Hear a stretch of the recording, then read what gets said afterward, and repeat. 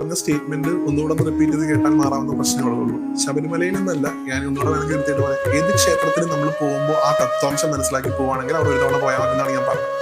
പ്രത്യേകിച്ച് ശബരിമല അങ്ങനത്തെ ഒരു കേന്ദ്രമാണ്. ശബരിമല ശരിക്ക് നമ്മുടെ ആരാധനാ രീതി അനുസരിച്ച് ഇപ്പൊ ഈ നവോഹിത ഭക്തി പറഞ്ഞതിൽ ഏറ്റവും കൂടുതൽ ആത്മസമർപ്പണം നടക്കുന്ന സ്ഥലമാണ് ശബരിമല എന്ന് പറയുന്നത്. നമ്മൾ അവിടെ ചെയ്യുന്ന എല്ലാ ക്രിയകളും ഒരു തരത്തില് ആത്മസമർപ്പണത്തിന്റെ പല സിംറ്റംസ് ആണ്. പ്രത്യേകിച്ച് നെയ്യഭിഷേകം, അതാണ് അവിടുത്തെ ഏറ്റവും വലിയ വഴിപാട്. പണ്ട് മുതലേ നമ്മൾ ചെയ്യുന്നതേ ഉള്ളൂ.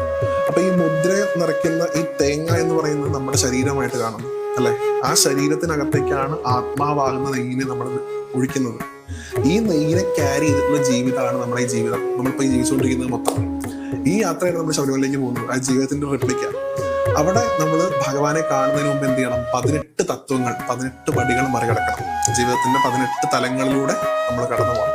ആ 18 തലങ്ങളും കടന്ന് 18ാമത്തെ പടി, അത് വിദ്യ എന്നാണ് ആ പടിക്ക് സങ്കല്പം.